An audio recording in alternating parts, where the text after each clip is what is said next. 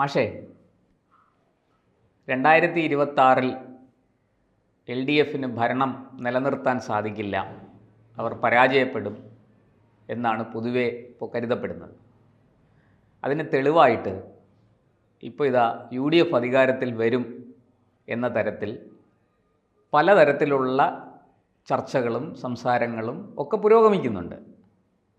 ഏറ്റവും ഒടുവിലായിട്ട് എൻ്റെ ചോദ്യം, കേരളത്തിൽ UDFൽ നിന്ന്, കോൺഗ്രസിൽ നിന്ന് ഏത് നായർ മുഖ്യമന്ത്രി ഉണ്ടാകും?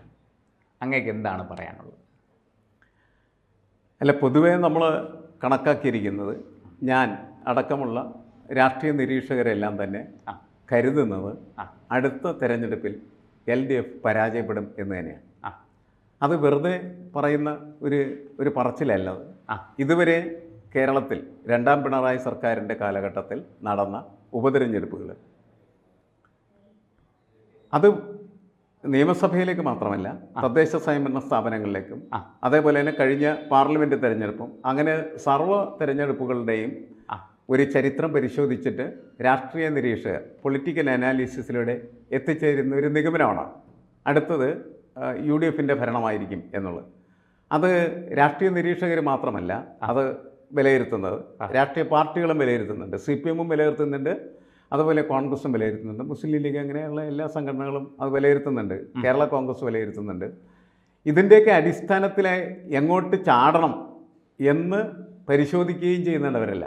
അതുകൊണ്ടാണ് ഇടയ്ക്ക് കേരള കോൺഗ്രസ് LDF വിട്ട് UDFലേക്ക് ചാടും എന്ന് പറയുന്ന വാർത്തകൾ പുറത്തു വരുന്നത്. ഒരിടക്ക് മുസ്ലിം ലീഗ് CPMലേക്ക് പോകും എന്നുള്ള ചർച്ചയുണ്ടായി. കാരണം എന്ന് വെച്ചാൽ വീണ്ടും അധികാരത്തിലേക്ക് വരാൻ പോകുന്നത് ഇടതുപക്ഷമാണ് എന്ന് പറയുന്ന ഒരു സെൻസ് ക്രിയേറ്റ് ചെയ്യപ്പെട്ടൊരു കാലമായിരുന്നു. ആ കാലത്ത് മുസ്ലിം ലീഗ് ഈ UDFൻ്റെ കൂടെ നിന്നിട്ട് കാര്യമില്ല, ഇനിയും ഭരണമുണ്ടാവില്ല എന്ന് കരുതിയിട്ട് LDFലേക്ക് പോകും എന്ന തരത്തിലുള്ള വാർത്തകളുണ്ടായി. പക്ഷേ പിന്നീട് നമ്മുടെ സമൂഹത്തിൽ നടക്കുന്ന രാഷ്ട്രീയ സംഭവവികാസങ്ങൾ ഓരോ ദിവസം മാറി ഇപ്പോൾ എത്തി നിൽക്കുന്ന ഒരവസ്ഥ എന്ന് പറയുന്നത്, ഇതേ രാഷ്ട്രീയ കക്ഷി സമവാക്യങ്ങൾ നിലനിന്നാൽ പോലും അടുത്ത തെരഞ്ഞെടുപ്പിൽ UDF വിജയിക്കാനായിട്ടുള്ള സാധ്യതയാണുള്ളത്. അത്ര ശക്തമായിട്ടുള്ള രീതിയിലുള്ള ഭരണവിരുദ്ധ വികാരം നിലവിലുണ്ട് എന്നാണ് പൊതു വിലയിരുത്തൽ നടക്കുന്നത്. കാരണം കഴിഞ്ഞ നിയമസഭാ തെരഞ്ഞെടുപ്പ് നോക്കുന്ന സമയത്ത് ആ നിയമസഭാ തെരഞ്ഞെടുപ്പിൽ LDF അവരുടെ കോട്ടയിൽ വിജയിച്ചു എന്നുള്ളത് ശരിയാണ്. പക്ഷേ അങ്ങനെ കോട്ടയിൽ വിജയിക്കുന്ന സമയത്ത് പോലും അവർക്ക് 18,000 വോട്ടിൻ്റെ കുറവുണ്ടായിരുന്നു എന്നുള്ള, 12,000 വോട്ടിൻ്റെ ഭൂരിപക്ഷത്തിൽ ജയിച്ചു എന്നുള്ളത് ശരിയാണ്. പക്ഷേ 18,000 വോട്ട് കഴിഞ്ഞ തെരഞ്ഞെടുപ്പിൽ അവർക്ക് ലഭിച്ചത് അതെ നഷ്ടപ്പെട്ടു പോയി. മറ്റതിപ്പോൾ 3 നിയമസഭാ നിയമമണ്ഡലങ്ങളെന്ന് പറഞ്ഞു കഴിഞ്ഞാൽ UDFൻ്റെ തന്നെയായിരുന്നു. UDF അവിടെ ജയിച്ചു. UDF ജയിച്ചത് കഴിഞ്ഞ വർഷം അവർക്ക്, അല്ലെങ്കിൽ കഴിഞ്ഞ തെരഞ്ഞെടുപ്പിൽ അവർക്ക് ലഭിച്ചതിനേക്കാൾ കൂടുതൽ വോട്ടോട് കൂടിയാണ്.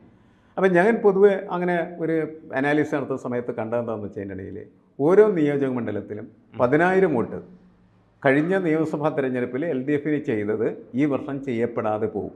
അതെല്ലാം കോൺഗ്രസിന് കിട്ടണമെന്ന് നിർബന്ധമില്ല, പക്ഷേ LDFന് ചെയ്യില്ല. കാരണം LDF വിരുദ്ധമായി ആ വോട്ടുകൾ മാറ്റി തീർത്തിരിക്കുന്നു. അതിൻ്റെ നിർണായകമായ ആണിക്കല്ലെന്ന് പറഞ്ഞാൽ പിണറായി വിജയനും അദ്ദേഹത്തിൻ്റെ ഭരണ രീതിയുമാണ്. ശരിക്കും പറഞ്ഞാൽ അദ്ദേഹം ഈ 40-50 കാറിൻ്റെ അകമ്പടിയോടുകൂടിയുള്ള യാത്ര, എഴുന്നള്ളിപ്പ് എന്ന നിലക്ക് കേരളം വെറുക്കുന്ന ഒരു കാഴ്ചയാണ് കണ്ടത്. പക്ഷെ അത് അദ്ദേഹത്തിന് ഒരിക്കലും മനസ്സിലാവുകയോ അദ്ദേഹം തിരുത്തുകയോ ചെയ്യില്ല. അദ്ദേഹത്തിൻ്റെ ശൈലി അതാണ് എന്നുള്ളതാണ് അദ്ദേഹം പറയുന്നത്, അദ്ദേഹത്തിൻ്റെ അനുയായികളും പറയുന്നത്. പാർട്ടി പറയുന്നതല്ല, അനുയായികൾ, അദ്ദേഹത്തിൻ്റെ അനുയായി. അങ്ങനെ അദ്ദേഹത്തെ ഇവരെന്ത് ചെയ്യുകയെന്ന് വെച്ചാൽ പരാജയത്തിലേക്ക് തള്ളിവിടുകയാണ് ചെയ്യുന്നത്. അപ്പോൾ അദ്ദേഹമായിരിക്കും ഈ പരാജയത്തിൻ്റെ കാരണമായിട്ട് മാറിത്തരാൻ സാധ്യത.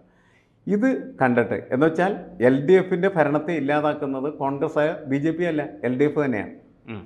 അതാണ് പ്രശ്നം. അതായത് CPM തന്നെ CPMൻ്റെ ഭരണത്തെ ഇല്ലാതാക്കാൻ വേണ്ടി പരിശ്രമിക്കുന്നു. അത് കാഴ്ചയാണ് നമ്മൾ കണ്ടുകൊണ്ടിരിക്കുന്നത്. എന്നാൽ എന്തെങ്കിലും തരത്തിലുള്ള പോസിറ്റീവ് ആക്ടിവിറ്റി കോൺഗ്രസ് നടത്തുന്നുണ്ടോ എന്ന് ചോദിച്ചാൽ ഇല്ല.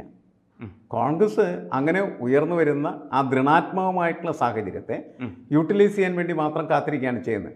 അതായത് അപ്പം തിന്നാം എന്ന് പറഞ്ഞ് ഇവരെല്ലാവരും കൂടി എന്ത് ചെയ്യാണ്, നമ്മുടെ ഈ അധികാരത്തിന് ചുറ്റും ഇങ്ങനെ കൂട്ടം കൂടിയിരിക്കുകയാണ് ചെയ്യുന്നത്. അപ്പോഴാണ് നേരത്തെ ചോദിച്ച ചോദ്യം ഉയർന്നു വരുന്നത്, ഏത് നായർ അടുത്ത മുഖ്യമന്ത്രി എന്ന് പറയും. കാരണം ഒരു സമയത്ത് എനിക്കൊന്ന് ശശി തരൂർ ഇവിടെ മുഖ്യമന്ത്രിയാവും എന്ന് പറയപ്പെട്ട വാർത്ത വലിയ തോതിൽ ഉയർന്നു വന്ന സമയത്താണ് ഈ സംഭവം. ഇതേ സമയത്ത് അതായത് ഈ മാരവൺ കൺവെൻഷൻ അതേപോലെ തന്നെ പിന്നെന്താണ് മന്നം ജയന്തി. മന്നം ജയന്തിയിലേക്ക് അന്ന് ശശി തരൂരിനെയാണ് ക്ഷണിച്ചു വരുത്തിയത് അതെ, NSS.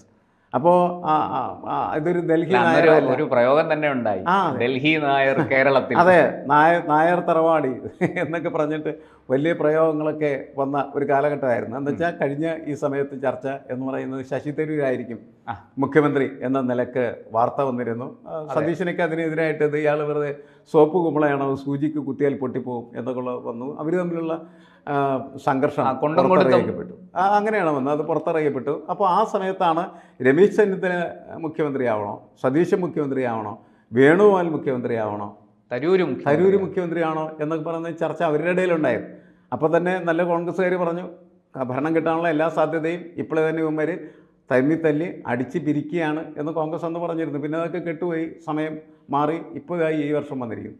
ഇനിയും തെരഞ്ഞെടുപ്പിന് മുമ്പ് ഒരു മന്നം ജയന്തി കൂടെ ഉണ്ട് എന്നാണ് ഞാൻ മനസ്സിലാക്കുന്നത്. അതെ അതെ, ഒരു മാരവൺ കൺവെൻഷൻ വരാനായിട്ട് പോകുന്നു. അതെ അതെ, ഈ കൺവെൻഷനുകളിലൊക്കെ പങ്കെടുക്കുന്ന ഇത്തവണത്തെ മാരവൺ കൺവെൻഷനിൽ വി.ഡി. സതീശനാണ് ക്ഷണിക്കപ്പെട്ടിരിക്കുന്നത് എന്നുള്ളതായിരുന്നു നമ്മൾ മനസ്സിലാക്കുക. അപ്പോൾ എല്ലാവരും ഇതൊക്കെ കാണുന്നുണ്ട്. സതീശൻ മുഖ്യമന്ത്രിയാവാൻ സാധ്യതയുണ്ട്, രമേശ് ചെന്നിത്തല മുഖ്യമന്ത്രിയാവാൻ സാധ്യതയുണ്ട്. അപ്പോൾ SNDPയും അതേപോലെ തന്നെ NSSും രമേശ് ചെന്നിത്തല പതുക്കെ ഉയർത്തി ഇങ്ങനെ കൊണ്ടുവന്നിരിക്കുന്ന കാഴ്ചയാണ് നമ്മളിപ്പോൾ കാണുന്നത്. അതെ, ഇവർ രണ്ടുപേരുമാണ് ഇപ്പോൾ ഒരാൾ പ്രതിപക്ഷ നേതാവ് എന്ന നിലക്കും മറ്റേയാൾ മുൻ പ്രതിപക്ഷ നേതാവ് എന്ന നിലക്കും ഈ മുഖ്യമന്ത്രി കസേരയ്ക്ക് അർഹരായ വ്യക്തികളാണ് എന്ന നിലയ്ക്കാണ് പൊതുവെ ഈ ചർച്ചകളൊക്കെ നടക്കുന്നത്. പക്ഷേ ഇവരെ മറഞ്ഞു നിൽക്കുന്ന, അപ്പുറത്ത് നിൽക്കുന്ന രണ്ട് പ്രതിഭാസങ്ങളാണ് ശശി തരൂരും അതേപോലെ തന്നെ വേണുഗോപാലും. കെ സി വേണുഗോപാലാണ് ഇപ്പോൾ കോൺഗ്രസിൻ്റെ തീരുമാനങ്ങളൊക്കെ എടുക്കുന്നത്. അപ്പോൾ അടുത്ത ഹൈക്കമാൻഡ് എന്ന് പറയുന്നത് കെ സി വേണുഗോപാലാണ്. കെ സി വേണുഗോപാൽ പറയുന്നതിനപ്പുറമായിട്ട് ഒന്നും കോൺഗ്രസിനകത്തില്ല. കെ സി വേണുഗോപാൽ പറയാണ് ഞാനാണ് കേരളത്തിൻ്റെ മുഖ്യമന്ത്രി എന്ന് പറഞ്ഞാൽ കെ സി വേണുഗോപാലാണ് മുഖ്യമന്ത്രി. അല്ലെങ്കിൽ വി.ഡി. സതീശനാവട്ടെ എന്ന് അദ്ദേഹം തീരുമാനിച്ചാൽ വി.ഡി. സതീശനായിരിക്കും. രമേശ് ചെന്നിത്തല വേണം എന്നാണ് അദ്ദേഹം തീരുമാനിക്കുന്നത്, രമേശ് ചെന്നിത്തല വരാം. ശശി തരൂർ വേണമെന്നാണ് അദ്ദേഹം തീരുമാനിക്കുന്നത്, അത് വരാം. എന്ന് വെച്ചാൽ ആര് വരണം എന്ന് തീരുമാനിക്കാനായിട്ടുള്ള താക്കോൽ സ്ഥാനം യഥാർത്ഥത്തിൽ വേണുഗോപാലുണ്ട്, അത് കടിഞ്ഞാൻപിള്ളയിലിരിക്കുകയാണ് ചെയ്തത്. ഗാന്ധി കുടുംബം എന്ന് പറഞ്ഞാൽ അദ്ദേഹം നിയന്ത്രിച്ചുകൊണ്ടിരിക്കുന്നത്. കോൺഗ്രസിൻ്റെ ഹൈക്കമാൻഡ് എന്ന് പറഞ്ഞാൽ അതാണ്, ആ ഹൈക്കമാൻഡ് പറയുന്ന കാര്യങ്ങൾ. അപ്പോൾ അത് ഒരു ഏകകണ്ഠമായ തീരുമാനമായിട്ട് വരികയാണെങ്കിൽ കോൺഗ്രസിന് കുഴപ്പമുണ്ടാവില്ല എന്നാണ് ഞാൻ പറയുന്നത്. വി.ഡി. സതീശന് മുഖ്യമന്ത്രിയാകാം, അല്ലെങ്കിൽ രമേശ് ചെന്നിത്തലയ്ക്ക് മുഖ്യമന്ത്രിയാകാം, ശശി തരൂരിനാണെങ്കിൽ അത്, അല്ലെങ്കിൽ കെ സി വേണുഗോപാലാണ് കെ സി വേണു, ആരെങ്കിലും ആവട്ടെ. അപ്പോൾ ഈ ചോദ്യം വളരെ പ്രസക്തമായിട്ട് വീണ്ടും വരും. ആരാണ് അതായത് ഒരു കാര്യം വ്യക്തമായി, ഈ നായരായിരിക്കും അടുത്ത കേരളത്തിൻ്റെ മുഖ്യമന്ത്രി എന്നുള്ള കാര്യം വ്യക്തമായ മാതിരിയാണ് ഇവരെല്ലാം ഈ ചർച്ച മുന്നോട്ട് കൊണ്ടുപോയിക്കൊണ്ടിരിക്കുന്നത് എന്നുള്ളതാണ് പ്രശ്നം. അങ്ങനെ അത് കൊണ്ടുപോകേണ്ടത് നല്ലതല്ലെന്നാണ് എനിക്ക് തോന്നുന്നത്. കാരണം ഒന്ന്, നമ്മളുടെ ഒരു സെക്യുലർ സ്പെക്ട്രം, മതേതര രാഷ്ട്രീയത്തിൻ്റെ ഒരു അവസ്ഥ, അവിടെ നമ്മൾ ഈ നായർ മുഖ്യമന്ത്രി ആവുന്നതിനെ കുറിച്ചുള്ള ചർച്ച പാടില്ല എന്നുള്ളതാണ്. പക്ഷേ മന്ത്രിസഭ ഉണ്ടാകുമ്പോൾ അങ്ങനെയൊക്കെ തന്നെ വരും. കാരണം ഇപ്പോൾ ഇവിടെ അങ്ങനെയാണ് വരുന്നത്. ഇപ്പോൾ LDFൻ്റെ മന്ത്രിസഭ നിലനിൽക്കുന്ന സമയത്ത് എല്ലാവരും പറയുന്നത് ഇതൊരു നായർ മന്ത്രിസഭയാണ് എന്നാണ്. ഏറ്റവും കൂടുതൽ നായർ മന്ത്രിമാർ ഉണ്ടായ ഒരു മന്ത്രിസഭ ഇതാണ് എന്നാണ് പറയുന്നത്. അപ്പോൾ അങ്ങനെ ആണ് വർത്തമാനങ്ങളൊക്കെ വരുന്നത് എന്നുള്ളത് ഈ നമ്മുടെ രാഷ്ട്രീയത്തിൻ്റെ താഴെത്തട്ടിൽ ഒളിഞ്ഞു കിടക്കുന്നതായിട്ടുള്ള ജാതിബോധത്തിൻ്റെ ഒരു ബഹിർസ്ഫുരണമാണ്. നമ്മളിവിടെ ഒരു ദളിതൻ മുഖ്യമന്ത്രിയാവുന്നതിനെക്കുറിച്ച് ചർച്ച ചെയ്യുന്നില്ല. അതെ, കാരണം എന്താണെന്ന് വെച്ചാൽ ഇത് തന്നെയാണ് ഈ ഉയർന്ന ജാതി ബോധം. പക്ഷേ അതിനകത്തൊരു രാഷ്ട്രീയം കൂടിയില്ലേ അതിനകത്ത്? അതായത് ഈ വലിയ തോതിൽ നായർ ഈഴവ വോട്ടുകൾ, നായർ വോട്ട് വലിയ തോതിൽ പോയിട്ടുണ്ട് BJPയിലേക്ക്. ഈഴവ വോട്ടുകളും നല്ലൊരു ശതമാനം ഇപ്പോൾ പോയി കഴിഞ്ഞിരിക്കുന്നു. അത് മനസ്സിലായതുകൊണ്ടാണ് LDFും CPMും പ്ലേറ്റ് മാറ്റി പുതിയ ചില പദ്ധതികളും ഒക്കെ ആയിട്ട് വന്നിരിക്കുന്നത്. അതവിടെ നിൽക്കട്ടെ. പക്ഷേ ഈ നായർ വോട്ട്, പ്രത്യേകിച്ചും കോൺഗ്രസ്സിന് നഷ്ടപ്പെട്ട നായർ വോട്ട് തിരിച്ചു പിടിക്കാനും കൂടെ വേണ്ടിയിട്ട് കളിക്കുന്നൊരു കളിയല്ലേ ഇത് വാസ്തവത്തിൽ? അല്ല, ഇത് കളി മാത്രമല്ല. കളി എന്ന് പറയുന്നത് പൊതുവെ സംഘടനാ സംവിധാനം പ്രവർത്തിക്കുന്ന സമയത്തല്ലേ. ഇതങ്ങനെയല്ല. കേരളത്തിലെ രാഷ്ട്രീയത്തിൻ്റെ മൂലക്കല്ലുകളായിട്ട് ഈ 4 പേര് മാറിയിട്ടുണ്ട്. ഇപ്പോൾ കോൺഗ്രസ്സിൽ ആരാണ് ക്രൈസ്തവ സമൂഹത്തിൽ നിന്ന് നേതൃസ്ഥാനത്തേക്കുള്ളത്? ഉമ്മൻചാണ്ടിക്ക് ശേഷം ക്രൈസ്തവ നേതൃത്വം കോൺഗ്രസ്സിന് ഇല്ല. അതുകൊണ്ട് ക്രൈസ്തവരുടെ വോട്ടുകൾ നഷ്ടപ്പെടുന്നുണ്ട്. ആ വോട്ടുകളെ ലക്ഷ്യം വെച്ചിട്ടാണ് BJP പ്രവർത്തിച്ചുകൊണ്ടിരിക്കുന്നത്. അങ്ങനെയാണ് ശരിക്കും പറഞ്ഞാൽ കുര്യനൊക്കെ കേന്ദ്രമന്ത്രി സ്ഥാനത്തേക്ക് പോകുന്ന അങ്ങനെയാണ്. കാരണം എന്ന് വെച്ചാൽ ക്രൈസ്തവരോട് പറയാം നിങ്ങൾ ഭയപ്പെടേണ്ടതില്ല, ഞങ്ങളുണ്ട് നിങ്ങളെ സംരക്ഷിക്കാൻ, നിങ്ങളുടെ അത്താണ് ഞങ്ങളാണ് എന്ന് പറയുകയും അങ്ങനെ ഇവിടെ നായരുടെ കൂടെ കോൺഗ്രസ് പോയി കഴിഞ്ഞാൽ അപ്പുറത്ത് ഈ ക്രിസ്ത്യാനികളെല്ലാവരും കൂടി BJP ഒരു വലിയ തരത്തിലേക്ക് അവിടെ വഴിച്ചാൽ വെട്ടിക്കഴിഞ്ഞു. ക്രിസംഖി എന്ന് പറയുന്ന വലിയ സംഘം തന്നെ രൂപപ്പെട്ട് കഴിഞ്ഞിരിക്കുകയാണ് ചെയ്യുന്നത്. അതെ, ക്രിസ്ത്യാനികൾ സംഘികളായി മാറുമ്പോഴാണ് ഈ ക്രിസംഖികളെന്ന പേരിൽ ആവശ്യം. അത് വലിയ സംഘമായി മാറി, മുൻപത്തിനേക്കാൾ വളരെ കൂടുതൽ ഫോളോവേഴ്സ് അതിനുണ്ട്. അതൊക്കെ BJPയെ മുഴുവനായിട്ട് സപ്പോർട്ട് ചെയ്യുന്ന ഒരു സംവിധാനത്തിലാണ്. അങ്ങനെ വരുമ്പോൾ എന്തായാലും നമ്മളുടെ രാഷ്ട്രീയത്തിൽ ഈ സാധനം, ഈ ജാതി കടന്ന് വല്ലാത്ത തരത്തിൽ കളിക്കുകയും അത് അടുത്ത തെരഞ്ഞെടുപ്പിൽ പ്രതിഫലിക്കാനായിട്ടുള്ള സാധ്യത വർദ്ധിക്കുകയും ചെയ്യുന്നുണ്ട്. ഇപ്പം NSS അതേപോലെ തന്നെ രമേശ് ചെന്നിത്തലയും തമ്മിലുള്ള അഭിപ്രായ വ്യത്യാസം അവസാനിച്ചു എന്നാണ് ഈ കഴിഞ്ഞ വാരം മാധ്യമങ്ങൾ മുഴുവൻ ചർച്ച ചെയ്തത്. അതെ. അപ്പോൾ അതിൻ്റെ പ്രധാനപ്പെട്ട കാരണമായിട്ട് പറഞ്ഞതെന്താണെന്ന് വെച്ച് കഴിഞ്ഞാൽ VD സതീശൻ പല ഘട്ടങ്ങളിലും ഈ വർഗീയ ശക്തിക്കെതിരായിട്ടുള്ള നിലപാടെടുക്കുന്ന ഒരാളാണ് എന്ന് സ്ഥാപിക്കാനായിട്ട് പല ഘട്ടത്തിലും ശ്രമിച്ചിട്ടുണ്ട്. ഇപ്പോൾ ഈ വഖഫ് ഭൂമിയുടെ കാര്യത്തിൽ അദ്ദേഹം മുനമ്പത്തിൽ നിന്ന് നടത്തിയ പ്രസ്താവന എന്ന് പറയുന്നത് അത് മതേതര പ്രസ്താവന തന്നെയാണ്. മുനമ്പം ഭൂമി എന്ന് പറയുന്നത് വഖഫിൻ്റെ അല്ല, അത് എന്താണ് സർക്കാർ ഭൂമിയാണ്, അല്ലെങ്കിൽ സർക്കാർ രജിസ്ട്രേഷന് വിധേയമാക്കാൻ പറ്റുന്ന ഭൂമിയാണ് എന്നുള്ള കാര്യം നമ്മളെല്ലാവരും പറയുന്നതാണ്. പക്ഷേ സതീശൻ അവിടെ പോയെന്ന് പറഞ്ഞു. പക്ഷേ ആ സതീശനെ പറഞ്ഞു, കുറച്ച് കഴിഞ്ഞപ്പോൾ തന്നെ അദ്ദേഹത്തെ മുസ്ലിം ലീഗ് നിശബ്ദനാക്കിയിരുന്നു. മുനീർ അടക്കമുള്ള ആൾക്കാർ, ഷാജിയൊക്കെ എന്തൊരു അക്രമമാണ് അയാൾക്കെതിരെ അഴിച്ചുവിട്ടത് എന്ന് വെച്ചാൽ സതീശനെ കൊണ്ട് അവർ സംസാരിപ്പിക്കില്ല എന്ന് നമുക്കറിയാം. അപ്പോൾ അങ്ങനത്തെ ഒരു എന്താണ് പ്രത്യേക രാഷ്ട്രീയമാണ് പ്രശ്നമുണ്ട്. അവർ പ്രശ്നം അതിനകത്ത് കിടക്കുന്നുണ്ട്. അതായത് മുസ്ലിം ലീഗിന് വഴങ്ങുന്ന ഒരാൾ ആയിരിക്കണം കോൺഗ്രസിൻ്റെ ആള്, കോൺഗ്രസിൻ്റെ നേതാവ്. അപ്പോൾ സതീശനെ ഇപ്പോൾ അവർ വഴക്കാണ് ചെയ്യുന്നത്. സതീശൻ വഴങ്ങാതിരുന്നാൽ രക്ഷയില്ലെന്നുള്ളതിന് സതീശന് മനസ്സിലാവുകയും ചെയ്യുന്നുണ്ട്. അതുകൊണ്ടാണ് പിന്നീട് മുനമ്പം ഭൂമിയുടെ കാര്യത്തിൽ അദ്ദേഹത്തിൻ്റെ ആ സ്റ്റാൻഡ് അദ്ദേഹത്തിന് ഉറച്ച് നിർത്താനായിട്ട് പറ്റാതെ പോയത്. കാരണം മുസ്ലിം ലീഗ് ശരിക്കും കോൺഗ്രസിനെ എന്ത് ചെയ്യുന്നുണ്ട്, ഭയപ്പെടുത്തുന്നുണ്ട്, ഭീഷണിപ്പെടുത്തുന്നുണ്ട് എന്നുള്ളതാണ്. അതും അടുത്ത തിരഞ്ഞെടുപ്പ് രാഷ്ട്രീയത്തിൽ ശക്തമായിട്ട് ചിലപ്പോൾ ഉയർന്നു വന്ന് അത് കോൺഗ്രസിനെതിരായിട്ട് തിരിയാനുള്ള സാധ്യതയും ചെറുതല്ല എന്ന് ഞാൻ പറഞ്ഞു. ഒരു തെരഞ്ഞെടുപ്പിലെ UDF തോറ്റുപോയത് 5ാം മന്ത്രി വാദത്തിൻ്റെ പേരിലാണ്. മുസ്ലിം ലീഗ് 5ാം മന്ത്രി, 5 മന്ത്രിമാർ വേണം എന്ന് മുസ്ലിം ലീഗ് ആവശ്യപ്പെട്ടതിൻ്റെ ഫലമായിട്ടാണ് ആ തെരഞ്ഞെടുപ്പിൽ ഒരു തോറ്റു. 2016. അതെ, അതിനുള്ള സമാനമായിട്ടുള്ള സമീപനമായിരിക്കും ഈ തെരഞ്ഞെടുപ്പ് വരുന്നത്. ഇവർ മിക്കവാറും ഉപമുഖ്യമന്ത്രി എന്ന് പറയുന്നത് മുസ്ലിം ലീഗ് ആവശ്യപ്പെട്ടേക്കാം എന്നാണ് ഞാൻ കരുതുന്നത്. തീർച്ചയായും അങ്ങനെ വരുമ്പോൾ സ്വാഭാവികമായിട്ടും ഈ കോൺഗ്രസിനെ കിട്ടാൻ പോകുന്ന ഒരു മേൽക്കൈ ഇവന്മാരെ കൂടി തല്ലിപ്പൊളിച്ച് കളയും.